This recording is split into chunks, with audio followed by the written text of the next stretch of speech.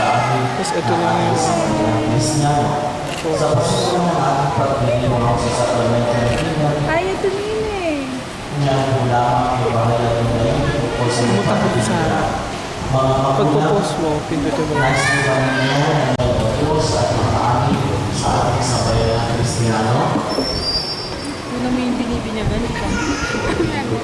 O, doon ka. Para doon ka sa tabi. Okay, mga magulang, nais po ba ninyo ang inyong anak ay tumanggap ng sakramento ng binyag upang makisa sa buhay ng Diyos at makaanib sa ating sabayan ng Kristiyano? Nalalaman po ba ninyo na kalakip sa kahilingan ito ang pananagutan na hubugin ang inyong mga pagbibinyagan ayon sa diwa ni Kristo?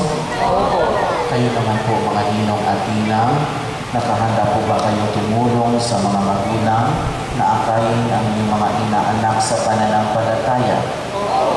So bilang kinatawanan sa bayan ng Kristiyano, ginagagala kong tanggapin ang inyong mga anak sa pamagitan ng pagpupus sa kanilang mga noo. Kaya ginagayan mo yung mga magulang yung mga tinang upang kung sa noo ng inyong mga pagbibigan. Unahan ko muna sila ng Ama at ng Ina.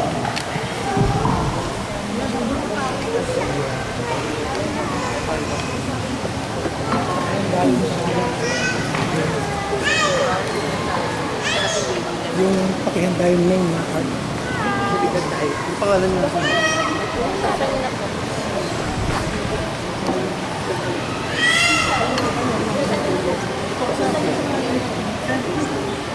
Cross down.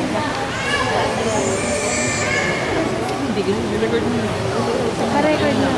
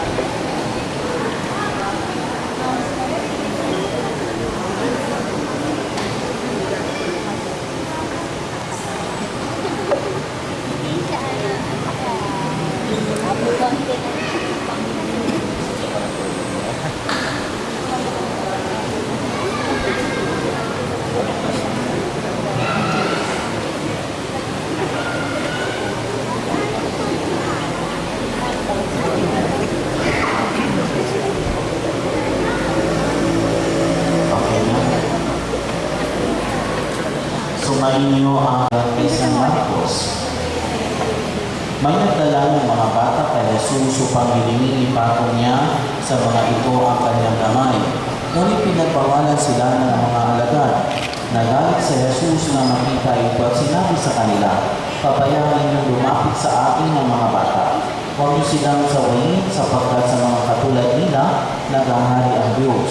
Ito ang tandaan ninyo, ang sinumang hindi tumanggap sa paghahari ng Diyos, tulad ng isang maliit na bata, ay hindi mapapabilang sa mga pinaghaharian niya." At ginagawa na Jesus ang mga bata, ipinatong ang kanyang mga kamay sa kanila at pinagbarat sila. Ang mabuting balita ng Panginoon. Magpatuloy po tayo sa panalangin pangkalahatan. Mga kapatid, halina't lumuhog sa puong may kapal upang magilo niya kalinain ang mga batang bibinyagan, ang mga magulang, ninong at ninang at ang buo niyang sambayanan banal. Ang inyo pong itutugon, Panginoon, dinggin mo kami. Para sa banal na sambayanan sa ating lupain, upang sa kapatnubay ni Pedro Pastor na banal at si Pablo tagapangaral, masipat niyang matalagala ang magandang balita sa ating kapuluan sa iba't ibang bansa. Manalangin tayo sa Panginoon. Para sa mga bibinyagan, upang ang mga anghel ang pumatnubay at magdadya sa kanila, sa lahat ng masama, manalangin tayo sa Panginoon. Para sa mag-anak, upang mamalagi silang tapat sa kanilang pangako sa binyag, alinsunod sa halimbawa ng banal na mag-anak ng Jesus, Maria Jose, sila'y mananatiling nagmamahalan at mamalasakit sa isa't isa, manalangin tayo sa Panginoon. Para sa mga ninong at ninang upang ang patnubayan nila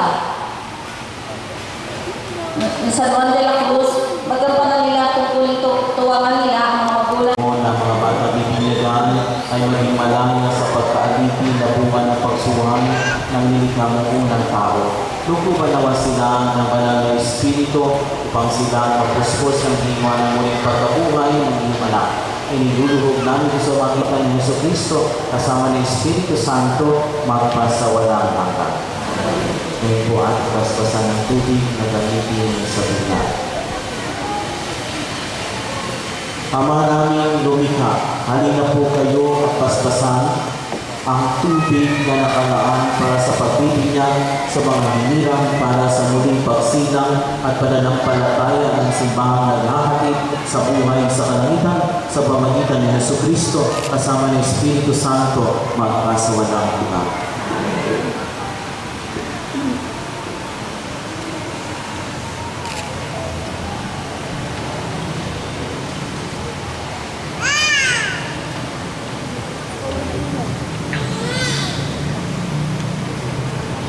Mga minamahal na magulang, ninong at ninang, noong tayo ay binyagan, tayo ay nalibing kasama ni Kristo, upang kasama niya tayo ay makabangon at makapagpagong buhay. Bilang tanda ng iyong pananagutan sa paghubog ng inyong mga anak ayon sa banal na aral, sariwain ninyo ngayon ang inyong pangako noong kayo ay binyagan at tatalikuran ng lahat ng kasamaan at kasalanan. Mga magulang, ninong at nina, itinatakwil ba ninyo si Satanas? Itinatakwil ba ninyo ang kanyang mga gawain? Itinatakwil ba ninyo ang kanyang pang-aakit? Mga magulang, ninong at nina, sumasampalataya ba kayo sa Diyos sa mga makapangyarihan sa lahat na may gawa ng langit at lupa? Sumasampalataya ba kayo kay Hesus Kristo, isang anak ng Diyos, Panginoon natin lahat, ipinanganak ni Santa Maria Virgen, ipinako sa krus na matay, inilibing, muling nabuhay at naluklok sa kanan ng Ama? Sumasampalataya ba kayo sa Espiritu Santo, sa banal na simbahang Katolika, sa kasamahan ng mga banal, sa kapatawaran ng mga kasalanan, sa muling pagkabuhay ng mga namatay at sa buhay na walang hanggan? Sa pananampalataya na marangal natin ipinahaya, ating ligawan ang sakramento ng binyag sa pamagitan ni Hesus Kristo kasama ng Espiritu Santo magpasawalang hanggan. Mga magulang, ninong at ninang, talaga po bang bukal sa inyong loob ng inyong anak o inaanak ay pabinyagan upang upugin sa ating pinahayag na pananampalataya? Magsipin. Bali po ang mauna ay dito muna sa kabila at sunod po dito.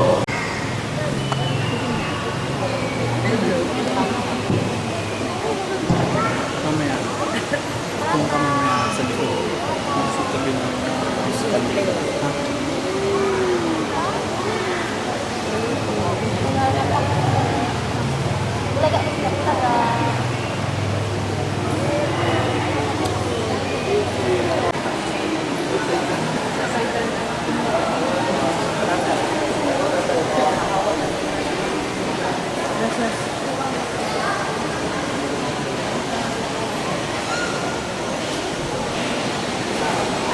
Lapin mo.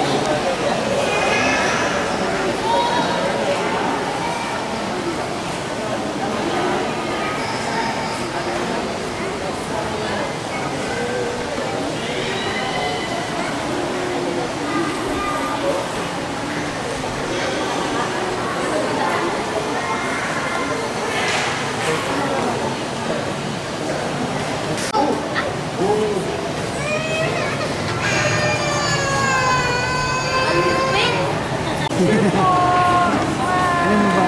Ito. Ah, ito ba? Payat mo siya. Ay, yun. Pag nagkasakalan ko 7 times, patuloy mo tinarigalaw ko na 4. Magsitayo po ang lahat. Ayan. Ngayong nagalat na ng Diyos, sama ng Panginoon Hesus Kristo muling pagsilang sa tubig ng Espiritu Santo, ang pagpalit ng langis ay nagpapakilala ng paglubog ng Espiritu Santo sa muling isinilang sa Kanya. Maging matatag nawa ang mga batang ito sa kanilang pakikisa kay Kristong Hari, Pari at Propeta, ngayon at magpakailan.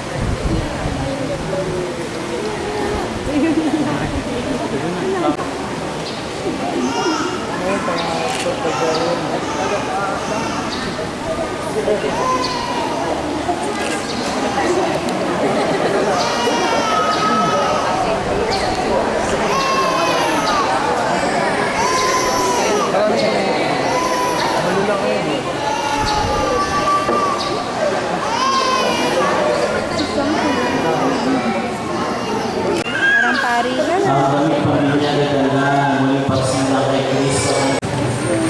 Uy, ate, lapit mo yung kandila ko. Paraanin po natin. Kasi, Ito yung pag-isip natin sila. Sige yan ah. Sige yan.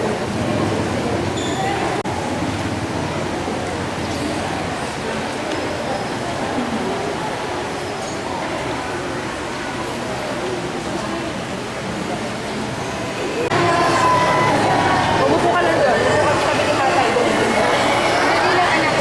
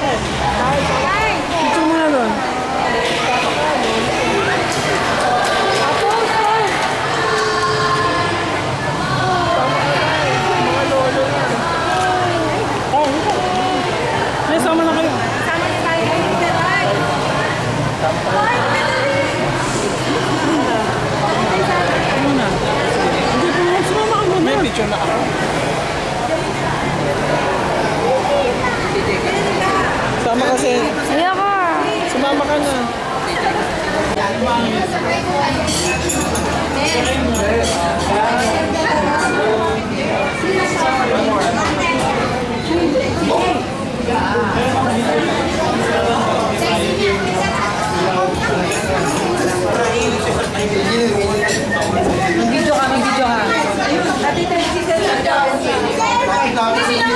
Sama kami sa picture.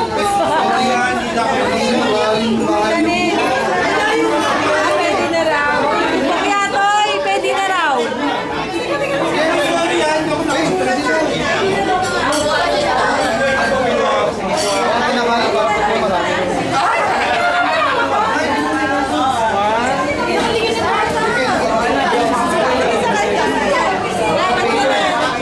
Sa prayer meeting.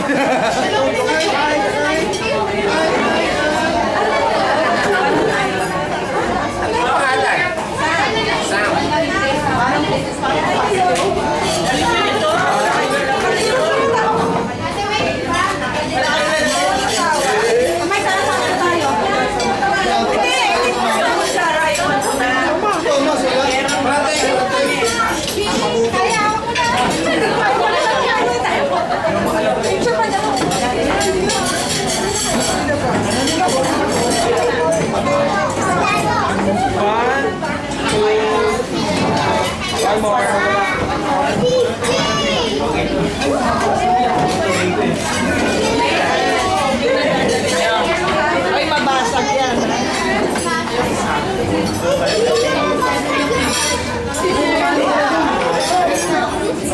Gusto mo?